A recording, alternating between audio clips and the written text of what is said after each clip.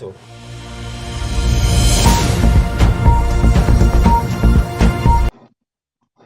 Assalamu alaikum.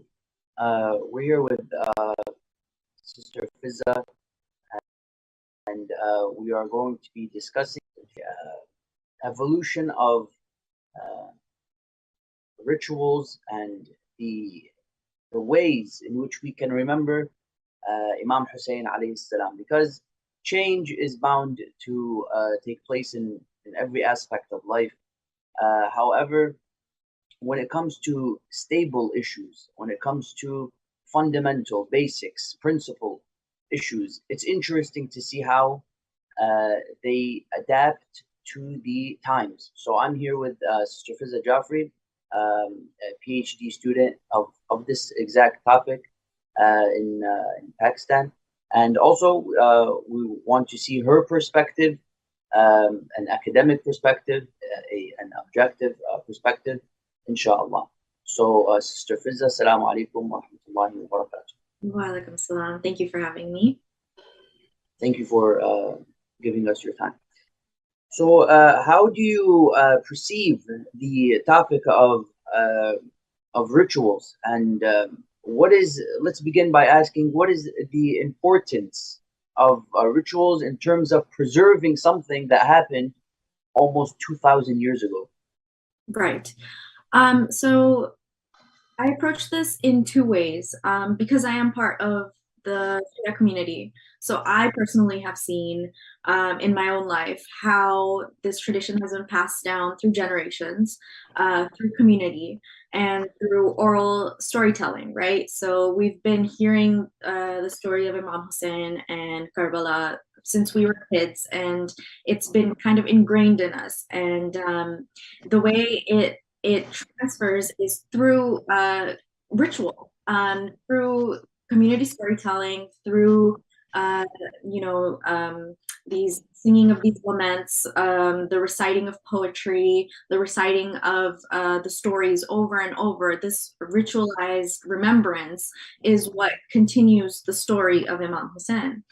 And then the other way I look at it is through an academic perspective, and that is also this is a big part of ritual theory as well, is communal remembrance and communal cultural memory.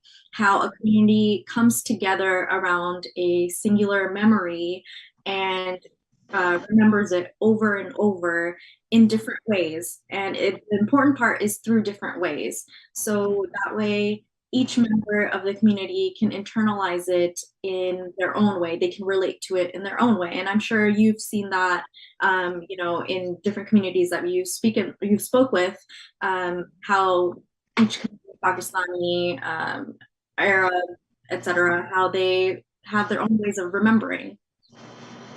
No doubt. With majalis, um, there is a great exposure to the culture of people. For example, Pakistani culture and Iraqi culture, and even you go to Lebanese culture, Indian culture. These are things I'm familiar with, but to the layman, he has not had exposure, so they don't see things in this perspective, and that's why they invite somebody, and they give him fame, and they encourage him to continue his research in an attempt to be more holistic. So do you think that culture is holistic, or is that the um, kind of the downside of culture? Does it handicap you, or does it push you to kind of expand your horizons and not be so tunnel visioned, as they call it? Right. That is such a great point. And I'm sure you've seen this because it's a hot topic in our communities, and Shia communities especially, is the religion versus culture issue, is how much of culture should be involved in religion, right? And if we look at it from a big picture point of view, there would be no propagation of this religion. There would be no propagation of the story of Karbala if it weren't for culture. Culture is what carries our views. It carries our, the way we do things, the way we remember things forward. And even and I like to point this out. A lot of times people are like, well, this is culture, it shouldn't be mixed with religion. And I like to point out that, for example, um, when Bibi Zainab was coming back from Karbala and propagating the message of Karbala, the way she did it wasn't just, hey, this is what happened at Karbala, right? She was crying, she was weeping, and that's also part of culture. Her culture in the times of the Arab world at that time was to weep in a certain way. It was to grieve in a certain way, and she, embodied that culture and spread it in a way that was translatable to the people around her. Similarly, once the message of Karbala traveled across the lands, for example, going from the Arab world to Iran, in Iran, they had their own way of propagating that. And that message wouldn't have spread if it were not for culture. Again, when it went from Safavid Iran to India and Pakistan in the Indian subcontinent, it changed again, and it was relatable for the people there in their own terms. So the message of Karbala would not have been able to be propagated, would not have been able to be translatable and understandable if it were not for this culture and this ritual in these different ways. I think that's a fantastic point, but again, what is the uh, kind of what makes culture a thing? So a lot of people talk about this. Is that a thing? Why is that a thing? Who made this a thing? Could this actually be a thing? What does it mean to be a thing? Things. Right. And so the Quran does not speak about culture. It speaks about events. Right. So our discussion right now is not is the word culture in the Quran, or what does culture mean in Urdu, or what's the translation of culture in Farsi. See, that's not our discussion. Our discussion now is culture something real? What is culture? Is it picking up a cup of tea? And what's its relationship with religion? Religion is from God. Right. God is real. We know, you have atheists, you have a lot of funny people who question God, but whether you question it or not, it's still, that's your opinion. That's actually a greater proof of God's existence. Now you're speaking about His mercy, and it gets all detaily and interesting. But we want to stabilize culture, because culture is what we're calling what is preserving something essential to God's argument. And that's what they call Ahl al-Bayt, Hujjatullah. He is God's argument. Now, what are the elements of culture in your opinion, for example, or what is culture's dimensionality? What is the X factor of culture? Because it's stabilizing important things. Right. So we're questioning culture. Who is culture? What is culture? Right. To go back to, I think the easiest way to explain it, and to go back to your own example, is picking up a cup of tea is not culture, right? But it's the way you pick up that cup of tea, the way you drink that tea. Do you pour it into a saucer? That's culture. Do you drink it in a small cup, in a big cup? Do you share it with people? That's culture. So, and to go back to your other point, you're right. The story of Karbala does not need culture to survive, right? It's God's proof. It's Ahlul proof of God that this is the message of God. But so I think culture is a beautiful way for it to be spread, for people to understand. There's something in the academic world, in the study of Shiism, called the Karbala paradigm. And Michael Fisher, when the Iranian Revolution was happening, he coined this term, and it's basically just saying that Karbala is a paradigm for the ways different Shia communities understand themselves. And I think that exactly is what is embodied by culture, is how do we understand Karbala? That each community has their own way of understanding, and at the root of it, it's one singular understanding of, this is the truth of God. God is just. God is the righteous path. But how do we get to that understanding? I think that is culture, and that is it's important how each community understands it in their own circumstances, and that's where culture comes in, and it's not just about different ways of remembering. It's different ways of understanding, I would say. Okay, so people want to know that this is very important. People want to know this is impetus. People want to know um, is is our culture, for example, the winning culture. This is very important because we're living in a time where we're getting closer to the zuhur of our 12th imam. So if our culture is not the winning culture, then we're not doing a good job in preparing for zuhur, because zuhur wants to come, and this is something essential. So is our culture a winning culture? Because in the 70s they said yes, in the 80s they said yes, in the 90s they said yes. But today, there are sleeping cells. We refer to them as sleeping cells. They know what's happening. Mhm. They understand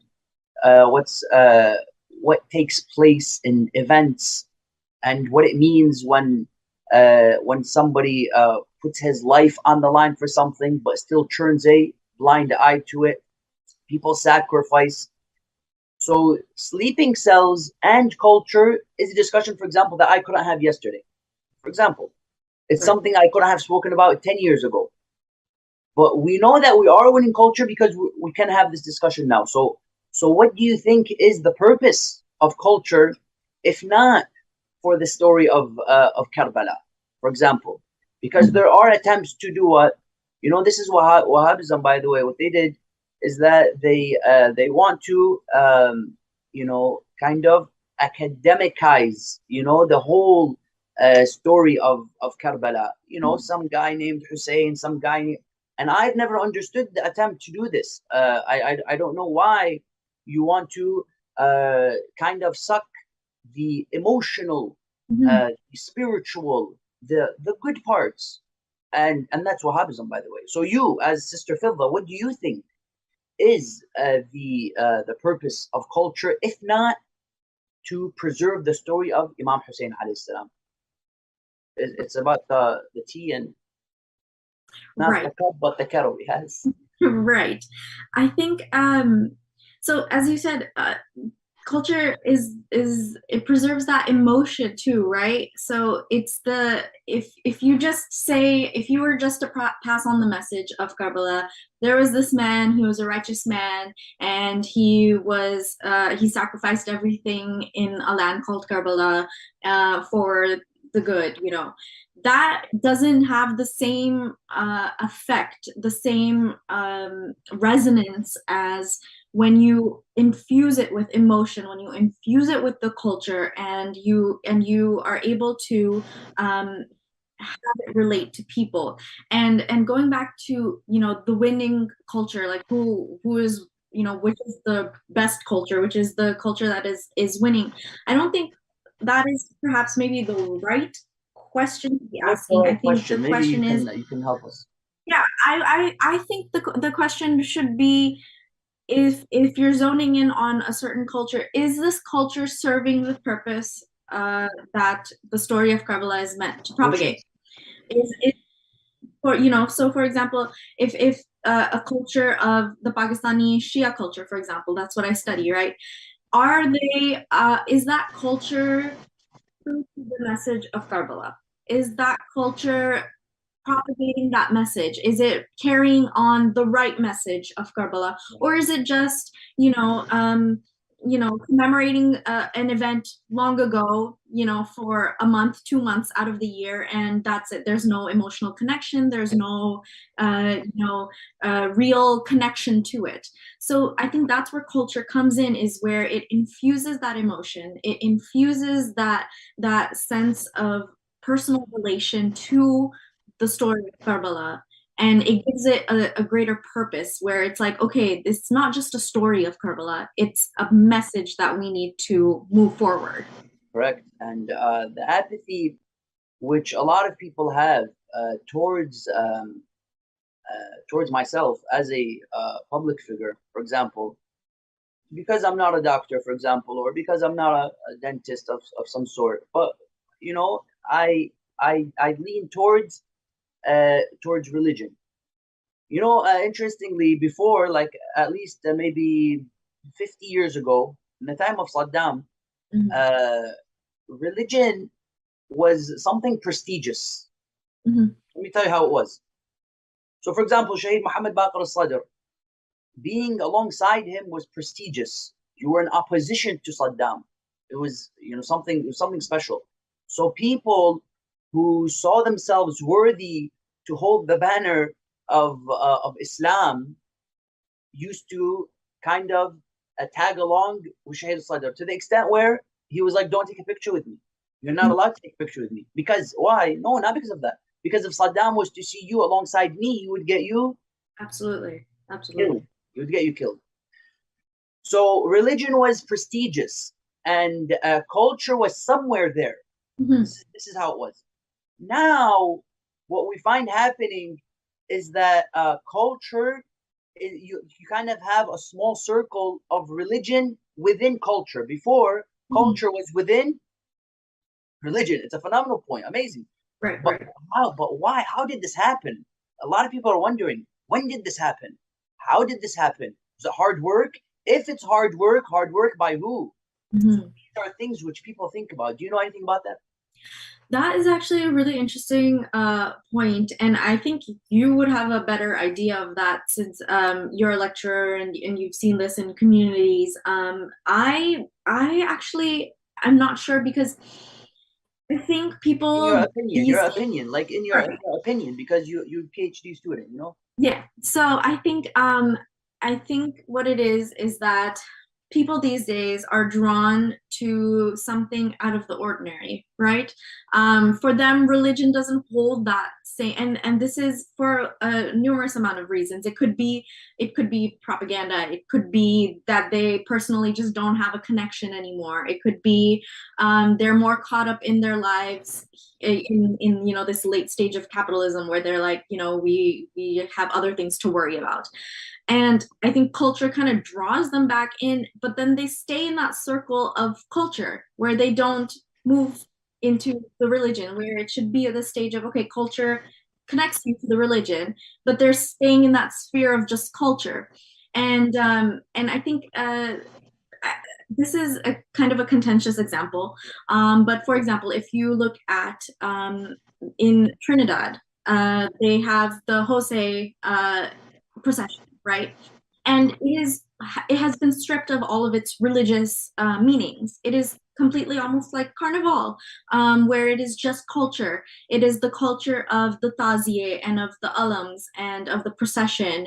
And even the word Hussein has been corrupted to Jose, where they've lost the religious meaning, but the culture is still there. And it has those religious undertones, but it doesn't have the religion in it anymore.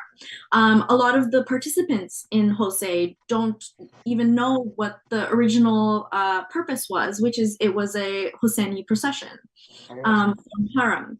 So there's a lot of reasons that could be where people still cling to the culture. Perhaps it's easier to cling to something where it's you can see it. Religion is perhaps a little bit more difficult to cling to if you don't have, the resources, Yeah. right? If you don't have a community that is strong in its religion, in its propagation of religion. But culture is something that is so widespread that it's easy to hang on to. And I think that's where a lot of communities are today, where they're just stuck in the sphere of culture. So in your studies, like in Oxford, correct? Yes. I was interested in going to Oxford like 3 years ago, but my 2 years in Ann Arbor Mm-hmm. kind of sufficed. But what do you think is like the different shades of your studies. So you study kind of this ritual topic in Oxford, and then in Pakistan now, Mhm. and maybe elsewhere. Um, so all of this, so you take some from here, some from there, and you mix it all together, and you see what you get. You're like a kind of a a scientist. That would be a it would be great if I was a scientist. So what are your findings? What's the takeaway? What did you notice that others didn't notice? I I think think this is how it works in college, right? This is what they right, want to know. right. I Your opinion. Right. I think so. My specific study is on Karachi's Azadari, Karachi's Muharram commemorations. And the thing about Karachi is that it's a melting pot of so many different communities.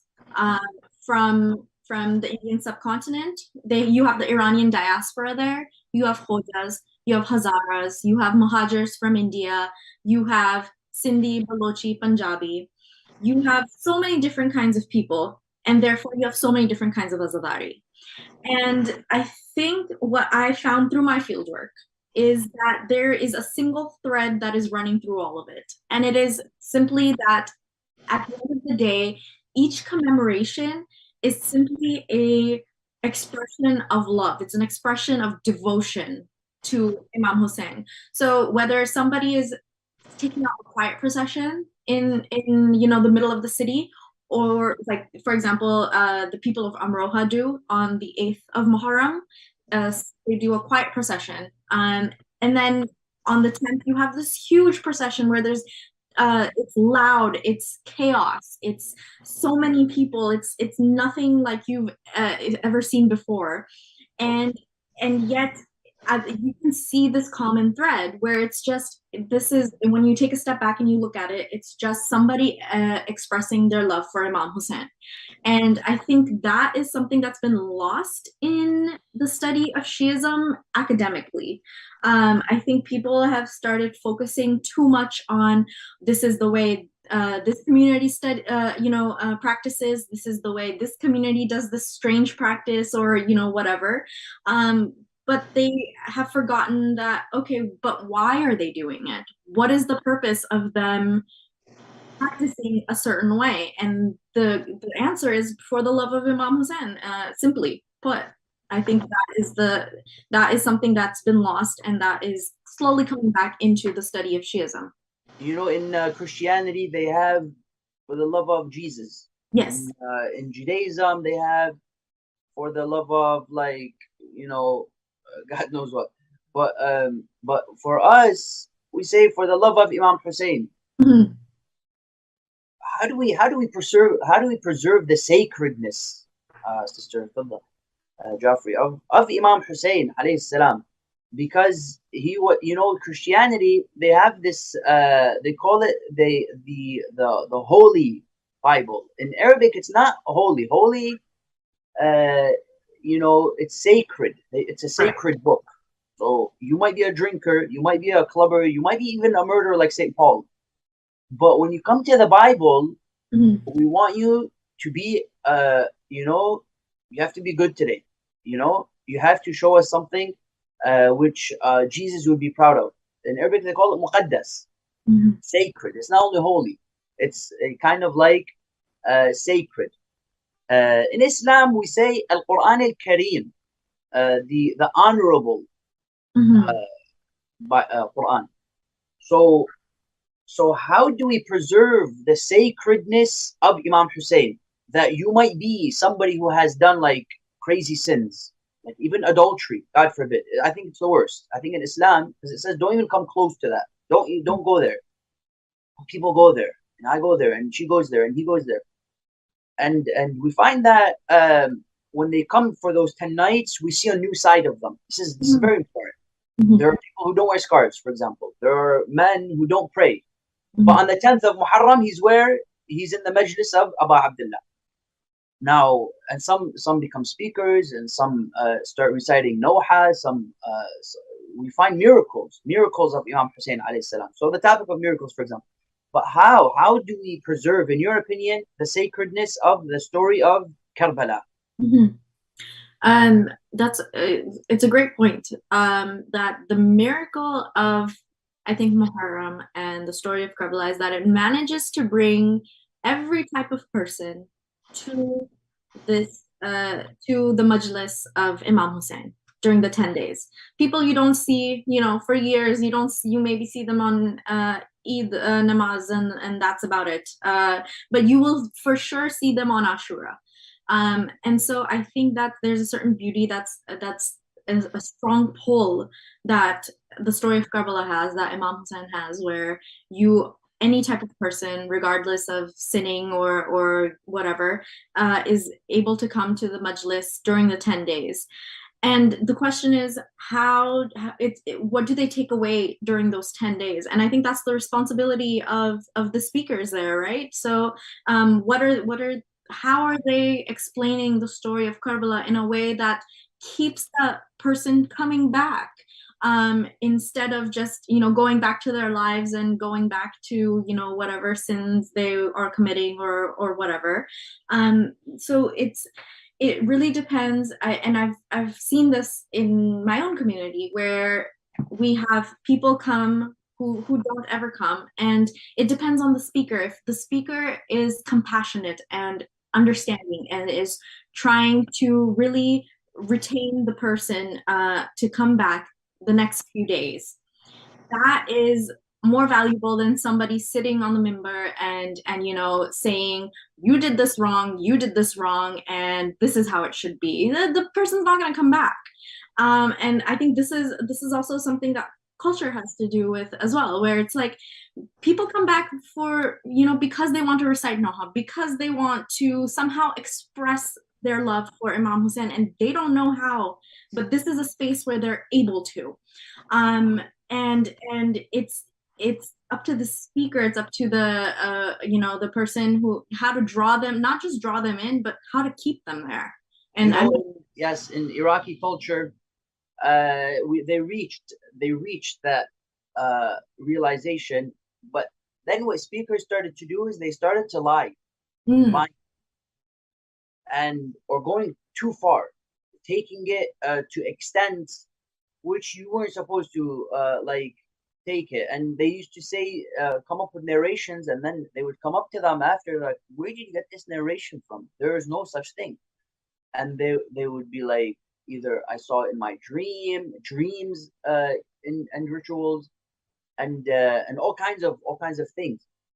But and this came from really an inferiority which they were trying to uh, kind of fill up. Um, so how can we keep culture as a source of strength and not a source of kind of like a scapegoat, or mhm. a I think culprit, or what they call it? You need to. I think in my opinion, my humble opinion, from what I know, is that there are things which you might do. They refer to it as mubah. Mhm. You have wajib, you have haram, you have halal, and you have mustahab, makruh, and then you have, this guy, he barely made it. His name is mubah. Mubah is like, for example, drinking water. But the Muslim doesn't have mubah. This is the issue. So, for example, if you drink water, if it's for the sake of Allah, this becomes mustahab. Mhm. If you're, for example, I don't know, clipping your nails in an attempt to look beautiful for your husband, or the husband wants to look beautiful for his wife, this is mustahab, maybe even wajib at this point, wajib. So how do we preserve the kind of the realness of culture, and not go too far, and not cut it too short? Just keep it as it is. Do you think we have to go back in time, or is that also a scapegoat? Something like we're kind of you know supplanting, something we're making up for, Right. because it doesn't look good in front of the people, you know. Right. I think No. there's 2 points to that. One is that I think we just have to, uh, and maybe this is what communities have done throughout time, is they eventually just go back to the simple message of Karbala, right? When you lose yourself in all these different kinds of commemorations, and you have, these processions and these nohe and so much going on, at the end of the day, if you just go back to a simple narration of Karbala and you read, this is what happened at Karbala, I think that suffices for a person to relate back to Karbala, right? That's it. If that's it, all you need is that simple narration that says this is what happened at Karbala, and that's enough to make a person weep. That's enough to draw them to Imam Hussein. We solved it. Right, right. That's if it was only that simple.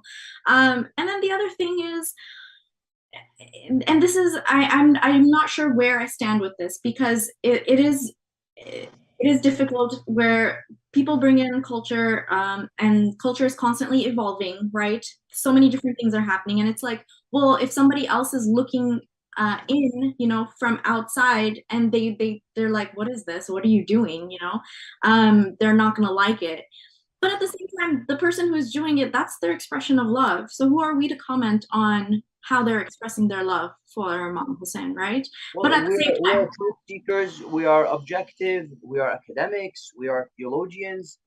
So if we're not going to look at it, who's going to look at it? that is true. That's true. But that's exactly why I'm saying is where I'm not sure why, like, where I stand, because at the same time, it's like, at the end of the day, it's between them and God, right? How they communicate with God, how they communicate, and how they relate to the story of Karbala. We cannot control it. We can't control the narrative. All we can do is say, hey, this is one way to do it, and this is another way to do it. You can pick, and if you're going beyond this, that may not be acceptable. That's all we can say. Yeah. For the person, it's up to the person to decide, how do I want to express my love? How do I want to show my devotion to Imam Hussein within certain bounds? And if they want to go beyond those bounds, I'm of the thinking that, you know what, that's up to them.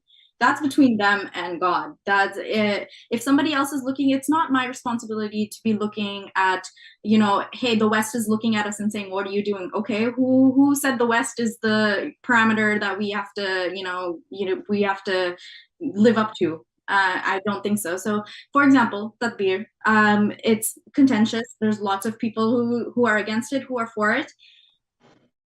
That's up to them whether they are for it or against it. My thinking is, why does it matter what John that lives down the street says about it? Does not matter. It's up to the community who is practicing or not practicing it. John down the street has nothing to do with it. So that, I think, is that's my standing. Paramount, yes. So Sister Fidda, I have been kind of thinking about this too. What can we do to present Karbala in a way which is kind of convincing? Have you heard about the art of convincing? Right. Yes. So you might have a good product, and I used to say this when I was like 17. I used to go up there, you might have a good product, but if you don't know how to market it, nobody's gonna listen to you. And I think like that's still true. It's not. I did not come up with this, but it's something I like to say. So how do we convince other people about the product which you have? The Najjar family, they're not scholars, they're businessmen. Mm-hmm. So what I did is I was like, okay, man, now let's market religion. Mm-hmm. And it's still a struggle, because from my experience, when you mention religion, people get bored. I think they start yawning, or like if you talk for some reason or another, it's like God knows why. But I think not only is it the speaker's job to spark interest in religion, it's everybody's job. This is very important. So when did the speaker become the speaker? A lot of speakers do this nowadays, and I'm like, nobody is center of attention except for Imam Mahdi. This is essential, and keeping that is important, but more so how to market what you have when you're sitting in front of like the West. You spoke about the West. The reason why we mentioned the West, Europe, the U.S. And so on and so forth, is because they're currently, like spearheading the 21st century, and like even when things really went haywire in in 79. Something happened in 79, if you remember, both in Iran and Iraq. In Iraq, uh, in 79, Saddam Hussein became the butcher of Baghdad. He wasn't always the butcher, but in 79, and especially in Qa'at al-Khuld, they call it, where he was like, if I mention your name, walk out. And you would never hear about that guy again. Mhm. And he mentioned the Najjar family. So in 79, Saddam Hussein became Saddam al-Mujrim Saddam Hussein, the criminal. And you saw in the video, slowly how the way he was drinking and smoking, and his eyes and things really just got black. And then that became a shockwave to everybody else in the crowd who was trying to resist it. But that is what caused them to become even more evil than they were. So that was it. That was it in 79 in Iraq. In 79, what happened in Iran? The revolution Mm. of Imam al-Khomeini rahmatullahi alayhi. So my point is that a lot of these changes took place, and change is bound to happen. Uh, but how do we guarantee that religion doesn't change? Mhm. How do we guarantee that culture doesn't change? What changes? What doesn't change? What's dynamic? What's stable? Shahid al-Sadr, Muhammad Baqir al-Sadr, he's also one of the like crazy smart guys in Iraq. They refer to him as the genius and stuff like that. But he speaks about, there are things which are stable, things which are dynamic. So what part of culture do you want to stay, in your opinion? And what is bothering you in terms of what we refer to as culture? If Mhm. if you have answered that. Yeah. Um, One story that came up to me when you were speaking about Saddam the Butcher, that always kind of speaks to me, is when the fall of Saddam happened. Despite years and years of Saddam killing, maiming, butchering all these Shias, right? Cutting their hands and feet, stopping ziyarah. The second the fall of Saddam happened, what did the Shias of Iraq do? They ran towards Imam Hussein. They ran towards Karbala, right? They were like, this is our moment. We finally have the opportunity for the ziyarah of Imam Hussein without fear of Saddam. And those who weren't able to go before, they ran towards. And a commentator, I believe his name is Sam Harris, he's an Orientalist, and he was like, the first thing that these people do of freedom is run towards a shrine. Like, this is what they're doing. They're commemorating the death of somebody from 1400 years ago. And I think what that really spoke to was that that you're saying, what's dynamic and what's stable. The stable part is Imam Hussein, the story of Karbala, right? That is the common thread. That is something that will never change. And what draws people to Imam Hussein is his message. It's his expression of love for God. And that is what is stable. That is what doesn't change. So I think culture, at the end of the day, there are different expressions of grief, and that is culture. Different communities have their different ways of expressing, and the bottom line is still that message of Karbala, that love of Imam Hussein, that stays the same. And what changes, there's a lot of things that are happening in terms of culture that are dynamic and are perhaps strange. We find strange. or that we find bothers us. And I mean, I can't really pinpoint any one thing because that is their expression of devotion.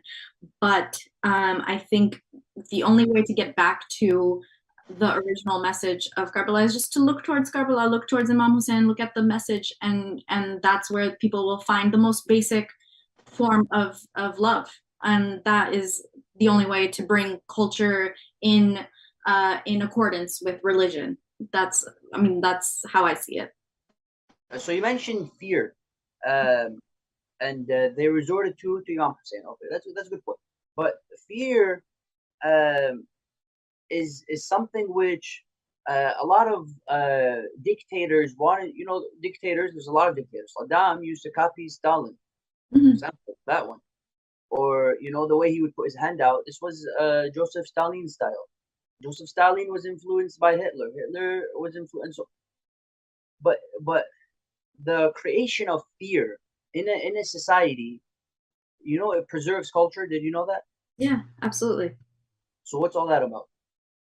So that's what I'm saying is, despite the fear that he instilled or tried to instill in the Iraqi Shias, right? The second he all he did was compound it, is compound that love for Imam Hussein, where you're stopping these people from going for ziyarah. That doesn't matter. They still have love for Imam Hussein, right? So that fear, it's just it's temporary, and all it does is compound this feeling of resistance, this feeling of, okay, you are trying to stop what is only natural to us, what is only a part of us, and we're going to keep that, hold it very close to us. A lot of communities of Shias, particularly in South Asia, were persecuted and are still persecuted, and so that fear that that they're trying to be imposed on them, all it does is make them run towards the story of Karbala even more. So one example would be on in 2009, there was a bombing in Karachi on the Ashura procession, and people were scared, and the message was, oh, there's going to be another bombing, it'll be very, it would be terrifying, etc. What happened on Arba'in? Numerous, it was uncountable people showed up for the Arba'in procession. Instead of being afraid that, what, we should stay back, who knows what's going to happen, all it did was compound the love for Imam Hussein. They showed up and they were like, yeah, okay, you can scare us, you can try and push us away through fear, but all it does is push us closer to Imam Hussein, right? That's the message of Imam Hussein and Karbala. Like, you can try to impose your fear, impose your power, but at the end of the day, these people are still gonna run towards Imam Hussein. So you're absolutely right. Fear is this temporary thing that all it does is compound this preservation of devotion. So you're defending fear, or you're against fear, or for fear? I'm neither here to defend Defended it. nor You I'm defended neither here to defend nor support. All I'm saying is what I've seen. Yeah, see, Anna, I disagree. The reason why I disagree is because Saddam's decision to create fear um, was nonchalant. You know what nonchalant means? I'm sure you know. Nonchalant. For example, it was not willful. A lot of people, this is what they'll tell you, and they'll also tell you that it was kind of unwillful. So the people pushed him. You can see this in the video. The people pushed him, uh, to become somebody who will prevent what could happen, for example, in 2022. Now, why do they want to prevent something which is going to happen in 2022? Uh, is because I think they have a strong desire to just live a good life.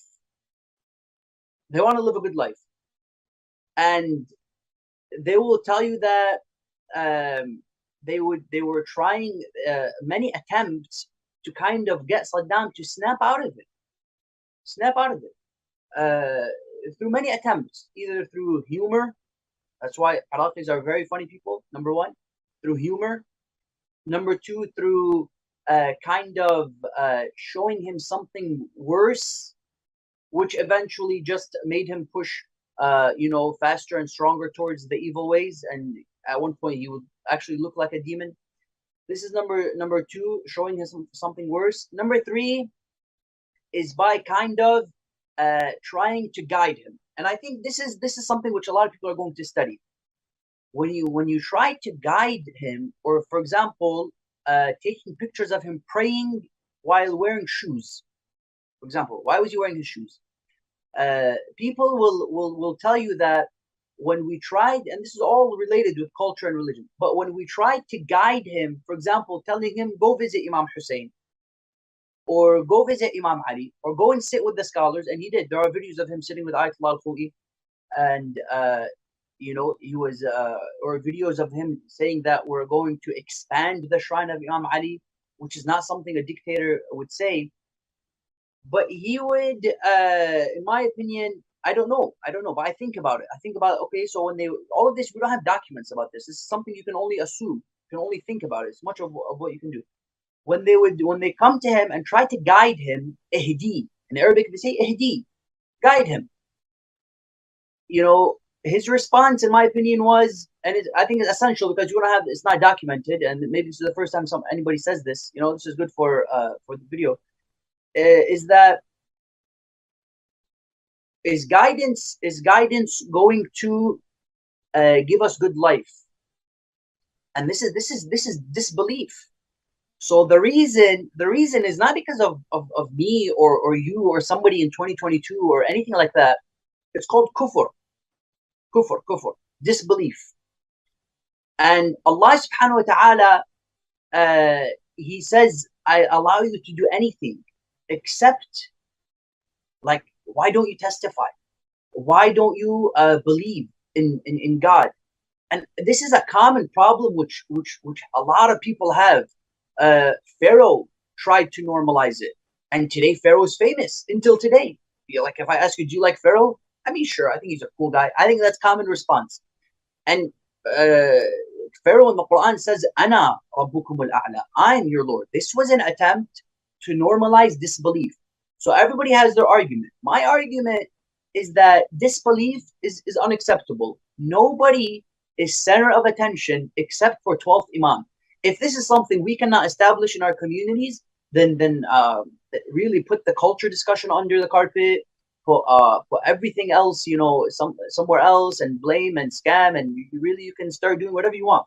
But if you cannot put 12th Imam as center of attention, what do you think? What do you think that's about, in your opinion? So I've gotten. What are you talking about? A lot of people. That's what they tell me when I reach this point. So please go ahead. No, so one point I think is important. So yes, for example, the example of Pharaoh. If Pharaoh's name was not known, then we wouldn't have this example of kufr, right? So that's one point. So I think it is important to have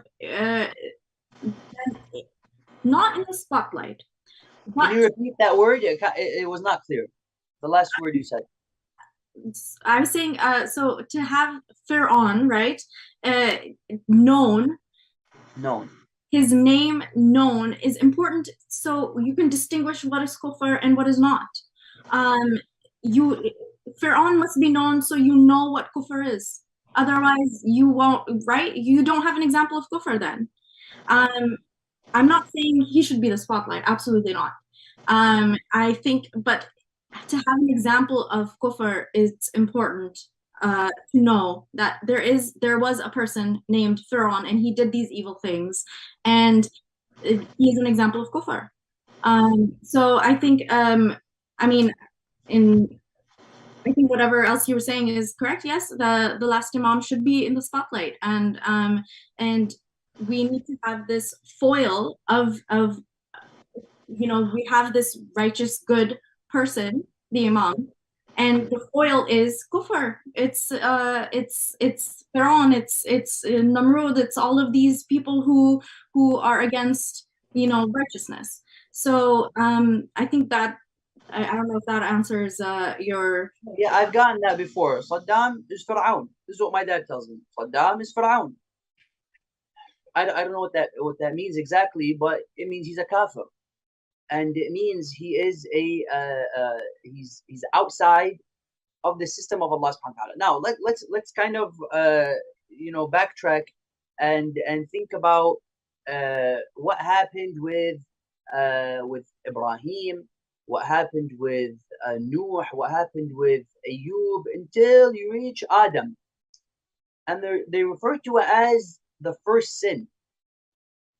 What was the motivation of Adam alayhi salam to sin? And this is something which I think has to do with his parents. And the Quran says that he did not have any parents. وَلَمْ نَجِدْ لَهُ عَزْمًا. He did not have any thrust. He was out of it that day. And that's where Shaitan got him. His parents and his character. So really, if you want to speak about culture, it has to do with parents and character, both of which, according to the Quran, Adam did not have. So if you have good parents and if you have a strong character, then I think you can really start to contribute, because not many are contributing.